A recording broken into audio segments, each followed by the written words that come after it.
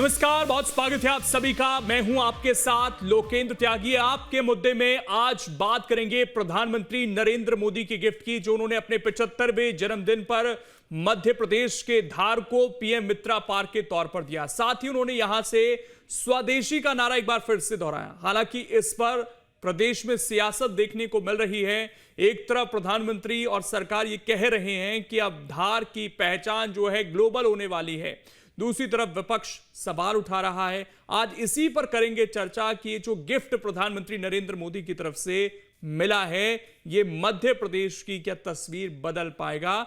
तमाम मेहमान भी हमारे साथ जुड़ेंगे इस मुद्दे पर चर्चा करने के लिए, लेकिन सबसे पहले आज की रिपोर्ट आप देखिए।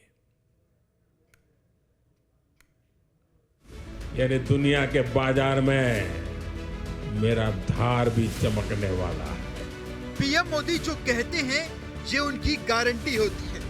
अब उन्होंने भरे मंच से कह दिया कि दुनिया के बाजार में मध्य प्रदेश का धार चमकेगा, तो ये अब मुमकिन है। पीएम ने धार की धरती से स्वदेशी का मंत्र भी दिया। दरअसल प्रधानमंत्री नरेंद्र मोदी अपने 75वें जन्मदिन पर बुधवार को एमपी के धार में बदनावर तहसील के भैंसोला गांव में पीएम मित्र पार्क की आधारशिला रखी। यह देश का सबसे बड़ा इंटीग्रेटेड टेक्सटाइल पार्क होगा।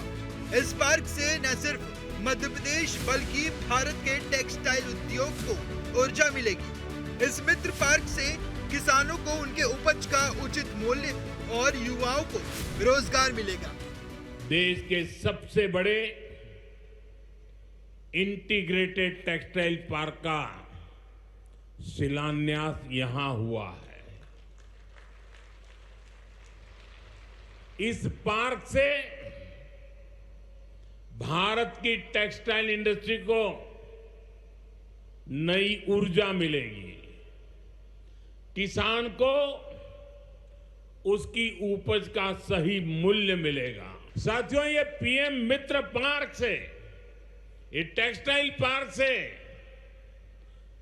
सबसे बड़ा लाभ हमारे युवकों को, युवतियों को बहुत बड़ी संख्या में रोजगार मिलेगा। धार का पीएम मित्र पार्क आधुनिक सुविधाओं से लैस होगा। यहाँ कपड़ों की बुनाई के लिए हर जरूरी सुविधाएं उपलब्ध होंगी। क्वालिटी चेक से लेकर मार्केटिंग और फिर देश विदेश में निर्यात, सब कुछ धार की धरती से किया जाएगा। फिर मध्य प्रदेश का धार दुनिया भर में चमक उठेगा। पीएम मित्र पार्क में बुनाई के लिए जरूरी सामान जैसे कपास और रेशम आसानी से उपलब्ध होगा। क्वालिटी चेक आसान होगी, मार्केट तक पहुंच बढ़ेगी। यहां पर स्पिनिंग होगी, यहां डिजाइनिंग होगी, यहीं प्रोसेसिंग होगी और यहीं से निर्यात होगा। यानी दुनिया के बाजार में मेरा धार भी चमकने वाला है। पीएम मोदी ने अपने स्वदेशी आंदोलन को लेकर भी हुंकार भरी। उन्होंने आम लोगों और व्यापारियों से स्वदेशी के मंत्र को फिर से दोहराने की गुजारिश की। पीएम ने कहा कि त्योहारों के इस सीजन में स्वदेशी के मंत्र को अपने जीवन में उतार लीजिए। पीएम ने अपील की, जो खरीदिए स्वदेशी खरीदिए। ये समय त्योहारों का समय है और इस समय आपको स्वदेशी का मंत्र भी लगातार दोहराना है, अपने जीवन में उतारना है। मेरी आप सबसे करबद्ध प्रार्थना है, 140 करोड़ देशवासियों से मेरी प्रार्थना है, आप जो भी खरीदें वो देश में ही बना होना चाहिए।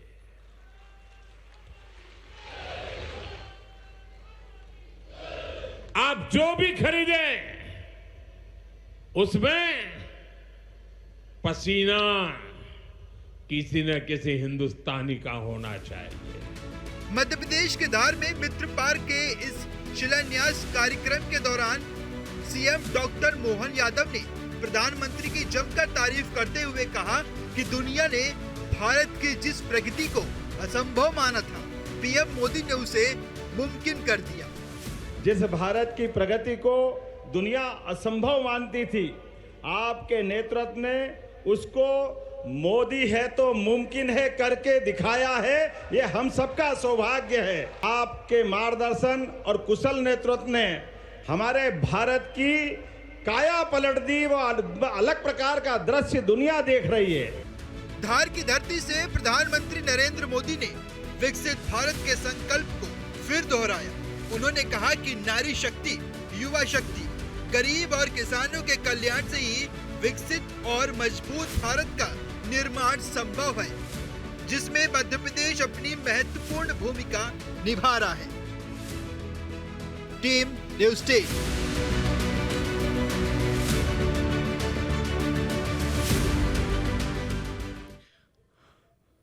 और इस मुद्दे पर चर्चा करने के लिए हमारे साथ खास मेहमान जुड़ गए हैं। सबसे पहले परिचय करा देता हूं। हमारे साथ हिमांशु खरे जी हैं, उपाध्यक्ष हैं फिक्की के, नेहा बग्गा जी हैं, प्रवक्ता हैं मध्य प्रदेश बीजेपी के, और धर्मेंद्र शर्मा जी हैं, प्रवक्ता हैं एमपी कांग्रेस के। आप सभी का बहुत बहुत स्वागत है।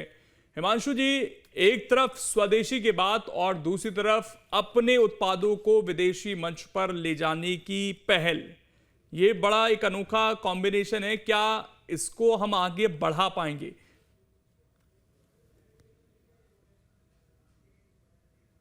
बात नहीं है। वर्षों से हम लोग मेक इन इंडिया कैंपेन को सपोर्ट करने के लिए हमेशा से तत्पर रहे हैं।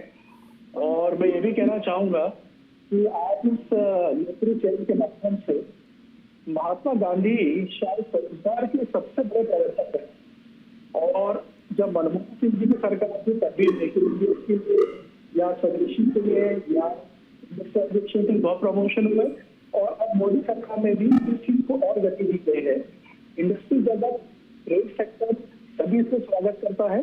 और रिसोर्सेज की कमी हमारे देश में फिलहाल है, क्योंकि वर्षों से हमने चाइना जैसे देशों पे बहुत निर्भरता रखी है। उसको धीरे धीरे अगर जब कम होगा, वक्त लगेगा। हमारे लोग की सबसे बड़ी समस्या ये आ रही है कि R&D में, टेक्नोलॉजी में हम लोग बहुत कमजोर है। भारत अपनी जीडीपी का हार्डली 3% से 4% R&D या नए इनोवेशन पे खर्च करता है। ये फिगर चाइना का 35 से 40% ज्यादा है। तो मेक इन इंडिया कैंपेन को बोलना अच्छा है, एक स्पिरिट जगाता है व्यापारी उद्योगपति के मन में, लेकिन जब बात प्रैक्टिकलिटी की आती है तो हमको बहुत वर्ष लगेंगे अपने अंदर के रिसर्च और डेवलपमेंट को एक गति देने के लिए, संभालने के लिए। ठीक, नेहा बग्गा जी, आज प्रधानमंत्री ने स्वदेशी का मंत्र दिया, धार को एक बड़ा तोहफा दिया। सत्य प्रकाश जी भी ज्वाइन कर चुके हैं, बहुत स्वागत है सत्य प्रकाश जी। और मैं नेहा जी ये जानना चाहता हूं, दूसरी तरफ कांग्रेस सवाल उठा रही है। जीतू पटवारी कह रहे हैं कि केवल जुबान पर स्वदेशी है, अंदाज तो विलायती है। ये बातें कांग्रेस पार्टी की तरफ से कही जा रही है। देखिए, सर्वप्रथम तो मैं आपके चैनल के माध्यम से सभी देशवासियों को कौशल और निर्माण के देवता भगवान विश्वकर्मा जी की जयंती के अवसर पर शुभकामनाएं देती हूँ। मुझे लगता है कि कांग्रेस जो विदेशी मानसिकता से स्वयं ग्रसित रही है और जब तक सत्ता में रही तब तक रही है, उसी का वर्णन शायद जीतू पटवारी जी कर रहे होंगे। और जिनको अपनी पार्टी ही तेल लाने जिन्हें भेज देते हैं, वो देश के लिए क्या विचार रखते होंगे, मुझे इसमें विस्तार में जाने की आवश्यकता नहीं है। पर एक ऐतिहासिक कदम आज उठाया गया है धार की पावन धरती से, और जिस तरीके से वहाँ के चाहे युवाओं की बात हो, चाहे देश भर की महिलाओं की बात हो, और जिन योजनाओं को शुरुआत की है, वो एक ऐतिहासिक और लैंडमार्क योजनाएं साबित होने वाली हैं, ये बात तय है। और मैं इसलिए भी कह सकती हूँ कि देश का सबसे बड़ा टेक्सटाइल पार्क जो है, आज उसका शिलान्यास हुआ है, और जिस तरीके से उससे युवाओं को, युवतियों को लाभ मिलेगा, ये भी आने वाले समय में दिखेगा। और जब प्रधानमंत्री जी किसी अभियान को हाथ में लेते हैं, लोकेन जी, तो आपको याद होगा लाल किले की प्राचीर से जब प्रधानमंत्री जी ने 100% इसको खुले में शौच मुक्त करने की बात की थी और स्वच्छ भारत अभियान को शुरू किया था, तो इसी प्रकार से कांग्रेस पार्टी और अनेकों लोग जो एक्सपर्ट्स हैं वो उसका मजाक उड़ाया करते थे। मगर आज जिस तरीके से काम हुआ है, जो महिलाओं माताओं बहनों को जिस शर्मिंदगी का सामना करना पड़ता था, जिस बीमारियों का सामना करना पड़ता था, उनके दूध मुहे बच्चों को जिन कठिनाइयों का सामना करना पड़ता था, आज उससे भारत बाहर आता हुआ दिख रहा है और काफी हद तक बाहर आ चुका है। और इसीलिए मैं कह सकती हूँ कि चाहे आज की एक टेक्सटाइल पार्क की बात हो, उससे रोजगार से लाभान्वित होने वाला वर्ग हो, या मातृशक्ति के लिए जो प्रधानमंत्री जी ने स्वस्थ नारी सशक्त परिवार की बात की है उसकी बात हो, या अनेकों योजनाएं जिससे प्रधानमंत्री जी के केंद्र में सरकार बनाने के बाद से लाभ मिला है, वो हमारे सामने है। कोविड में हमने किसी गरीब को बेसहारा नहीं छोड़ा, बल्कि पीएम अन्न योजना के तहत उनको लाभ पहुंचाने का काम किया। जो महिलाएं घर से बाहर निकलने का नहीं सोचती थी, या बेटियों के जन्म पर उनका गला घोट दिया जाता था, प्रधानमंत्री जी योजना लेकर आए कि पहली बेटी का जन्म होगा तो उसे 5,000 रुपए देंगे, और उस परिवार को जो दूसरी बेटी का जन्म होगा उसे 6,000 रुपए दिया जाएगा। आज भी उन्होंने सिंगल क्लिक से हमने देखा कि 450 करोड़ रुपए की राशि भेजी है। तो एक नहीं अनेकों चीजें, और अभियान नहीं, जिस तरीके योजना नहीं अभियान जिस तरीके से प्रधानमंत्री जी लॉन्च करते हैं और देश उसको हाथों हाथ लेता है, इसके परिणाम भी दिखाई देंगे। ठीक, धर्मेंद्र जी, अगर स्वदेशी का नारा प्रधानमंत्री दे रहे हैं तो उसको प्रमोट क्यों नहीं कर रही कांग्रेस? जी नमस्कार लोकेश जी, आपके समस्त दर्शकों को भी नमस्कार। आज मोदी जी 75 साल के हो गए, उनका जन्म दिवस है, और मध्य प्रदेश ही नहीं पूरे देश का युवा उनके जन्म दिवस को राष्ट्रीय बेरोजगार दिवस के रूप में मना रहा है। आप सोशल मीडिया के तमाम प्लेटफॉर्म देख लीजिए, राष्ट्रीय बेरोजगार दिवस ट्रेंड कर रहा है। इससे पहले मोदी जी ने तमाम जुगलेबाजी की है, तमाम वादे किए हैं, 2 करोड़ युवाओं को सालाना रोजगार देने की बातें की, क्या हुआ? रोजगार फिलहाल अब 2022 तक किसानों की आय दोगुनी हो जाएगी। आज किसान परेशान है, खाद के लिए लाइन में लगा है। मध्य प्रदेश का युवा इस समय अपने भविष्य के लिए लड़ रहा है। सबसे ज्यादा पढ़ा लिखा शिक्षित नौजवान बेरोजगार अगर पूरे देश में कहीं है तो मध्य प्रदेश में। उसके ऊपर से भारतीय जनता पार्टी की सरकार में तो नशा खुलेआम बिक रहा है। भोपाल जैसी राजधानी में लगातार नशे की फैक्ट्रियां पकड़ी जा रही हैं, उससे हमारे देश का भविष्य बर्बाद हो रहा है। आप देखिए, माताएं बहनों की बात करने वाले मोदी जी आज मध्य प्रदेश कुपोषण में किस कदर साउथ अफ्रीका के प्रदेश को पीछे छोड़ चुका है, इस पर बात नहीं करते। महिलाओं पर लगातार अत्याचार मध्य प्रदेश में बढ़ रहा है। भारतीय जनता पार्टी के नेता पुत्र तो बड़े बड़े खेल संस्थानों में बड़े बड़े पदों पर पदासीन हो रहे हैं, चाहे अमित शाह जी के बेटे हों, चाहे अरुण जेटली जी के बेटे हों, सिंधिया जी के हों, या नरेंद्र सिंह तोमर जी के बेटे हों। लेकिन मध्य प्रदेश का ही नहीं पूरे देश का पढ़ा लिखा युवा बेरोजगार सड़कों पर बैठा। लेकिन अभी जो आंकड़े आए धर्मेंद्र जी, कुछ दिन पहले ही, 2 दिन पहले की खबर है, उसमें तो ये बताया गया कि 5.1 पर आ गया है और ये अपने न्यूनतम पर पहुंचा है बेरोजगारी दर। अब आप देखिए आंकड़ेबाजी, क्या आपने बात की, आंकड़ेबाजी तो आती है इनको, जुमलेबाजी और आंकड़ेबाजी, लेकिन आप धरातल पर देख लीजिए। 2016 से मध्य प्रदेश में ऐसा ही भर्ती परीक्षा नहीं हुई। 2016 से मध्य प्रदेश में स्टेनो की भर्ती परीक्षा नहीं हुई। तमाम सारी भर्ती परीक्षाएं अभी लटकी हुई हैं। वैसे मैंने सवाल स्वदेशी को लेकर पूछा था सर आपसे। मैं स्वदेशी पर ही आ रहा हूँ। इससे पहले जो आरक्षक भर्ती परीक्षा निकली थी वो भी भ्रष्टाचार की भेंट चढ़ गई। अब आपने स्वदेशी की बात करी। अब मोदी जी जब भाषण देते हैं तो उनके सामने जो टेलीप्रॉम्प्टर लगा रहता है जिसमें वो पढ़कर भाषण देते हैं वो विदेशी है। तो मोदी जी स्वदेशी की बात कर रहे हैं और उनके आसपास जितनी चीजें सब विदेशी उपयोग करते हैं। अपने मित्र अडानी को 1 रुपए एकड़ में 1000 एकड़ जमीन दे दी बिहार में। मतलब पूरे देश की संपत्ति अपने मित्रों को दे रहे हैं और स्वदेशी के नाम पर मध्य प्रदेश को और देश की जनता को गुमराह बनाने का काम कर रहे हैं। अच्छा, आपको लगता है कि स्वदेशी का पालन अभी नहीं होना चाहिए? इन्होंने इतने सारे भाषण दिए, लोकल फॉर वोकल, इतनी सारी। आप देखिए ना, 2022 तक किसान की आय दोगुनी हो जाएगी, बहुत ही महंगाई की मार, ठीक, मैं लौटता हूं जाएगी, युवाओं को रोजगार मिलेगा। मैं लौटता हूं सत्यप्रकाश जी से एक सवाल ले लेता हूं। सबको पक्के मकान मिलेंगे। ठीक, सत्यप्रकाश जी, आज 2 बड़ी चीजें धार का जिक्र तो हमने क्योंकि किया कल की डिबेट में भी, लेकिन आज वो एक बार फिर से ऐसे समय में जब लगातार वर्ल्ड ऑर्डर जो है ग्लोबली बदल रहा है, खासकर अमेरिका का रुख जिस तरीके का है, उस पर जोर देते हुए फिर से वो स्वदेशी की बात आज मध्य प्रदेश की धरती से कहकर गए हैं। और दूसरा कि जिस धार में वो पहुंचे हुए थे, जहां से प्रोजेक्ट लगाने के बाद की है पीएम मित्रा की, उसका प्रोडक्ट में जो 5F है वो 5वां F फॉरेन है, कि हमें फॉरेन पहुंचाना है। ये कॉन्सेप्ट कि हम स्वदेशी की तरफ बढ़ें लेकिन हमारी धाक ग्लोबली बढ़े, इस मैसेज को कैसे आप देखते हैं? निसंदेह कोई दो राह नहीं। जिस प्रकार से पिछले कुछ दिनों में हमने टैरिफ बढ़ने के माध्यम से अमेरिका या डोनाल्ड ट्रंप का जो रुख देखा भारत के प्रति, उसका सिर्फ यही इलाज है, किसी की भी सरकार हो, पर भारत के परिप्रेक्ष्य में अगर देखा जाए तो स्वदेशी कैंपेन को आगे बढ़ाना, यानी कि हमारी डिपेंडेंसी अमेरिका से कम हो, चाहे लेन हो या देन हो, आयात हो या निर्यात हो। इसके अलावा हम दूसरे राज्यों की यानी दूसरे देशों की तरफ अगर बढ़ें तो निश्चित रूप से हमको एक नया मार्केट मिलेगा, क्योंकि अभी तक हमारा बहुत सारा मार्केट अमेरिका पर निर्भर था, चाहे कुछ चीजें हमारी यहां से जाती हो या वहां से कुछ चीजें आती। तो प्रधानमंत्री जी ने जिस सरकमस्टांसेस के हिसाब से आज जो स्टेटमेंट दिया है, हालांकि वो उसी दिन से इस चीज पर फोकस किए हुए हैं कि हम स्वदेशी को अपनाएं, उसी को खरीदें, उसी पर बनाने पर फोकस करें। लेकिन आपने एक दूसरी चीज बहुत महत्वपूर्ण कही है कि वो यहां की धरती से एक चीज और कह के गए हैं, फॉरेन वाली बात। हालांकि चीज लिंक वही है जो आपने स्वदेशी से कहा कि देखिए उनका तात्पर्य यह है उसमें कि यहां से हम फाइबर बनाएंगे, यानी कि अभी तक क्या होता था कि हम अपना फाइबर बाहर बेचते हैं, उससे प्रोडक्ट बन के आते हैं, हम खरीदते हैं।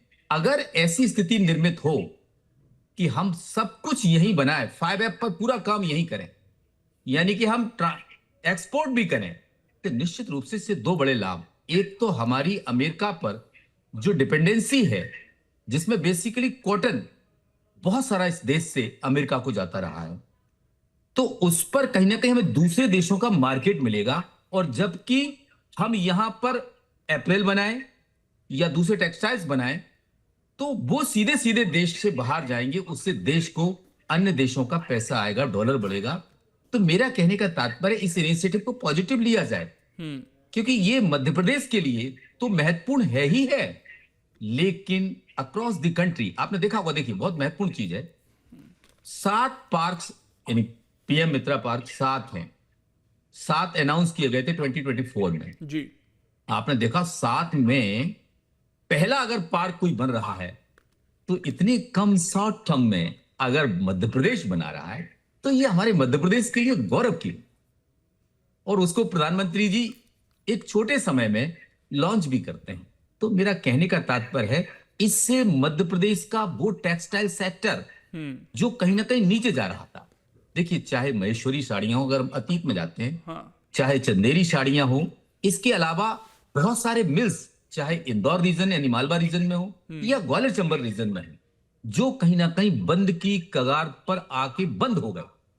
अगर एक नया बूस्ट पीएम मित्रा पार्क धार के माध्यम से मिलेगा तो निश्चित रूप से देश और दुनिया के लोग यहां कॉटन सेक्टर में यानी टोटल टेक्सटाइल सेक्टर में एक बड़ा काम करेंगे। तो मध्य प्रदेश के लोगों को यहां पर ना केवल युवाओं को रोजगार के साधन खुलेंगे, बल्कि कॉटन जो उगाते हैं यानी जो फार्मर्स हैं उनको मार्केट लोकल मिल जाएगा। क्योंकि ये जो धार रीजन है यानी मालवा निवाड़ का रीजन प्लस मालवा का रीजन और प्लस निमाड़ का रीजन, यानी धार मालवा में आता है, इसके बाद दूसरे 2 डिस्ट्रिक्ट एडजॉइनिंग हैं वो निमाड़ में आते हैं। तो इनका पूरा जहां कॉटन पैदा होता है, इस कॉटन को लोकल में खरीदारी मिलेगी तो निश्चित रूप से किसानों की आय की तरफ बिल्कुल एक विजन है यहाँ पर, अगर वो पूरा होता है तो उससे बेहतरी हो सकती है। लेकिन एक क्योंकि मैंने हिमांशु जी सत्यप्रकाश जी से भी वही सवाल किया, और हमारे जो पड़ोसी हैं बांग्लादेश, पाकिस्तान,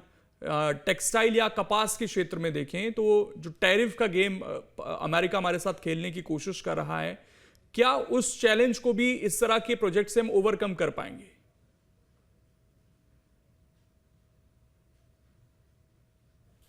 हिमांशु जी सुन पा रहे हैं आप मुझे? आपका सवाल बहुत दुरुस्त है। देखिए ये पीएम मित्र पार्क के अलावा भी हमारे पास में पहले भी मध्य प्रदेश की निवेश नीति अच्छी रही है, और हम लोगों ने बहुत प्रयास किए कि स्टेट में इंडस्ट्रियलाइजेशन आए और इंडस्ट्रियलाइजेशन शुरू, काफी कुछ इसमें प्रयास हुए, नीतियां भी उतनी ही अच्छी रही हैं, सब रहा है। लेकिन अभी इशू ये हो रहा है, अपने को देखने वाली बात ये है, अभी इशू ये होता है कि हमको पूरे स्टेट को ही एक होलिस्टिक अप्रोच पे देखना होगा। हमें अपने स्टेट की तरफ आगे बढ़ने के लिए हर रीजन को डेवलप करना होगा, सिर्फ टेक्सटाइल नहीं, टेक्सटाइल सेक्टर में चूंकि यूएस ने 50% टैरिफ लगाया है, तो उस टैरिफ की वजह से हमारे इस सेक्टर के लिए, थर्ड सेक्टर के लिए एक प्लान बनाया गया है। लेकिन अब ये मौका हमें हाथ से नहीं जाने देना है। टेक्सटाइल के अलावा अलग अलग सेक्टर्स में भी हमको अपनी नीति को इतना सुदृढ़ करना होगा, चाहे हम सब्सिडीज की बात करें, चाहे प्लग एंड प्ले फैसिलिटी की बात करें, लैंड अलॉटमेंट को इजी करने की बात करें, डिफेंस की बात करें, अलग अलग सेक्टर्स में तमाम सेक्टर्स हैं, जिससे कि हमारी डिपेंडेंसी किसी भी देश पे न रहे। भारत खुद भी एक बहुत बड़ा बाजार है, चाइना से हम ज्यादा क्रॉस कर चुके हैं अपनी आबादी को लेकर। आज हमारे पास इतना बड़ा जब बाजार खुद ही है, हम वो चाहेंगे कि उस बाजार का दोहन सब लोग कर सके। जी ठीक, नेहा जी, लेकिन एक सवाल ये भी है कि चैलेंज अपने कहीं ना कहीं देश के अंदर जो राज्य हैं, चाहे पंजाब हो चाहे गुजरात हो, जो लीडर हैं इस सेक्टर के, आज हम बात कर रहे हैं धार की, क्या वो मुकाम हासिल कर पाएगा मध्य प्रदेश? क्योंकि एक पहचान बनती है किसी भी प्रदेश की। वो गुजरात ऑलरेडी टेक्सटाइल क्षेत्र में है, पंजाब है, या फिर अलग अलग राज्य अलग अलग चीज़ों के लिए पहले से हमने देखा है कि अपना नाम बना चुके हैं। मध्य प्रदेश क्योंकि बहुत लंबे समय तक आप भी मानते हैं कि बीमारू राज्य रहा, उस रेस में आ नहीं पाया, जीडीपी उस तरह की नहीं हो पाई। आपको लगता है कि अब वो दौर है, और खुद प्रधानमंत्री जब आ रहे हैं यहाँ पर, चुन रहे हैं अपने जन्मदिन के दिवस के मौके पर, और पहला पीएम मित्र पार्क की सौगात मिल रही है, तो इस बार वो लैक नहीं करेगा, वो पीछे नहीं हटेगा और वो पहचान बनाकर रहेगा? देखिए, सर्वप्रथम तो लोकेन जी, अभी कांग्रेस के प्रवक्ता ने जितनी भी बातें कही थी उसमें से एक ये है कि यहाँ के युवाओं का जो अनएम्प्लॉयमेंट रेट है, वो आज वर्ल्ड इकोनॉमिक फोरम भी बता रहा है कि G20 कंट्रीज में भारत कहाँ पर स्टैंड कर रहा है। अगर बेरोजगार कोई हुआ है तो वो कांग्रेस पार्टी के कार्यकर्ता और नेता हो गए हैं, और इसीलिए अच्छा, उनकी भी फिक्र करनी पड़ेगी, लेकिन आप भ्रम पैदा करने की कोशिश करते हैं। टेक्सटाइल पार्क की जब हम बात कर रहे हैं तो इसी प्रकार की बातें जब खादी के प्रमोशन के लिए और स्व की हम बात करते थे, तब भी कांग्रेस पार्टी ने प्रश्न उठाया था। आज खादी की स्थिति क्या है कि खादी के उत्पादन में 347% का इजाफा हुआ है, और उसी प्रकार से अगर उसकी बिक्री की बात करेंगे तो 447% हुई है।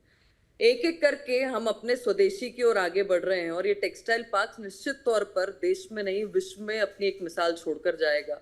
मैंने आपसे कहा कि प्रधानमंत्री मोदी जी एक योजना की शुरुआत करते हैं, पर देश उसको हाथों हाथ लेके अभियान बनाने का काम करता है, और ये चौतरफा विकास करेगा। इसके अनेकों अनेक उदाहरण हमारे पास हैं। इसीलिए मैंने आपसे कहा कि चाहे ODF करना हो, चाहे मुद्रा योजना के माध्यम से युवाओं को रोजगार देने की बात हो, चाहे स्वस्थ नारी की बात हो, चाहे किसानों के उत्पादन की बात हो, चाहे वन डिस्ट्रिक्ट वन प्रोडक्ट की बात हो, लगातार हम इन सब कदमों में आगे बढ़ने का प्रयास कर रहे हैं, और उसमें सफलता भी हासिल हो रही है। हर चीज में अगर देश कहीं पर अपनी स्व की भावना को जागृत करके अपने आप पे गर्व करके आगे बढ़ता है, तो कांग्रेस के जो उनके शीर्ष नेतृत्व की जो विदेशी पालन पोषण है और जो मानसिकता है, उससे कार्यकर्ताओं को भी समर्थन करके विरोध में आना पड़ता है। तो आपके माध्यम से तो मैं ये कहूंगी कि थोड़ा सा जब देश की बात हो, देश के किसानों की बात हो, लोकल प्रोडक्ट्स की बात हो, तो कांग्रेस पार्टी को उस भावना को समझकर उसमें उसके समर्थन में कम से कम आना चाहिए। ठीक, धर्मेंद्र जी, दिक्कत क्या है इसमें? आपको तो जुड़ना चाहिए, वो ये कह रही हैं, इस पूरी मुहिम से। और आप अगर प्रधानमंत्री मान लीजिए आपकी नज़र में कुछ नहीं कर रहे हैं, ठीक है, आप करिए ना, आप खादी पहनकर जाइए लोगों के बीच, आप स्वदेशी प्रोडक्ट खरीदिए, इसमें कोई बुराई थोड़ी है, आप प्रमोट कीजिए। कि देश को विजन वाला प्रधानमंत्री चाहिए था, लेकिन अभी टेलीविजन वाला प्रधानमंत्री इस देश पर राज कर रहा है। आप देखिए, कपास की आपने बात की, अगर धार के आसपास आप कपास किसानों से अगर बात करेंगे तो वो सबसे ज्यादा दुखी भाजपा की सरकार से। वहां के कपास को GI टैग की मांग वो लंबे समय तक करते रहे। आज मध्य प्रदेश के किसान लगातार खाद के लिए लंबी लंबी लाइनें लगाकर खड़े हुए हैं, और उन पर लाठी डंडे भाजपा की सरकार बरसाने का काम कर रही है। इनके खाद के कालाबाजारी करने वाले बिचौलिए। धर्मेंद्र जी, दिक्कत ये है कि जब हम इन मुद्दों को लेकर बैठते हैं तो हम आपकी बातें सुनते हैं और उसमें आपका साथ भी देते हैं और बीजेपी से सवाल भी पूछते हैं। खाद का जिक्र आप कर रहे हैं, उसको लेकर मैं डिबेट कर चुका हूं। मैंने सवाल पूछा कि क्या आप प्रमोट करेंगे उस चीज को, आप उस पर जवाब दीजिए ना। लोकेन जी, आप सुन तो लीजिए। कांग्रेस पार्टी सदैव से लोकल को प्रमोट करती है। हमारे तो संविधान में हमारे सारे नेता खादी पहनते हैं। मैं खुद खादी पहनता हूँ। मैंने एक कोटी मैं तो कहता हूँ गाड़ियां भी आप चूज कीजिए जो भारत में बन रही हैं। आजकल नेता बड़ी बड़ी गाड़ियों में चलते हैं। लोकल फॉर वोकल का अगर सबसे बड़ा कोई प्रमोटर था तो हमारे सबसे बड़े नेता महात्मा गांधी जी थे।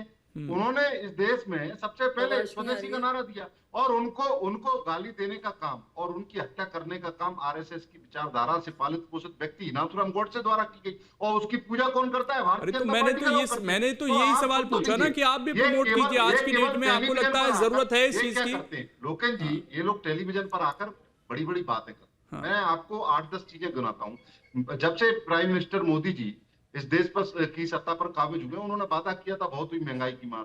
महंगाई का क्या हुआ? अब की बार मोदी सरकार रोजगार मिलेगा 2 करोड़ सालाना, क्या हुआ रोजगार का? काला धन आएगा, नोटबंदी चलिए, करेंगे। मेरे पास समय नहीं रहेगा, मैं 30 सेकंड दे देता हूँ। नेहा जी रिएक्ट कर दीजिए, बहुत सारे सवाल उठा दिए। इतने सारी बातें क्या हुआ उन सबका? नेहा जी 30 सेकंड जल्दी से जवाब दे दीजिए इनका।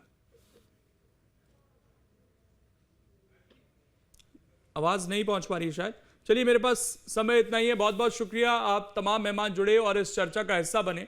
तो देखिए, आज एक बड़ा मैसेज है यहां से, और आप भी कोशिश कर सकते हैं। प्रधानमंत्री ने जो बात कही है, जो भी आपको लगता है कि आपके देश में प्रोडक्ट बन रहा है जिसको आप पहचानते हैं, नहीं पहचानते हैं तो इंटरनेट का जमाना है, सर्च कर सकते हैं। कोशिश करें कि अपने देश से जुड़ी हुई जो चीजें हैं अगर खरीद सकते हैं तो जरूर खरीदें, और इस मैसेज को जितना आगे बढ़ा सकते हैं बढ़ाने की कोशिश करें। फिलहाल छोटा सा ब्रेक, खबरें लगातार जारी हैं।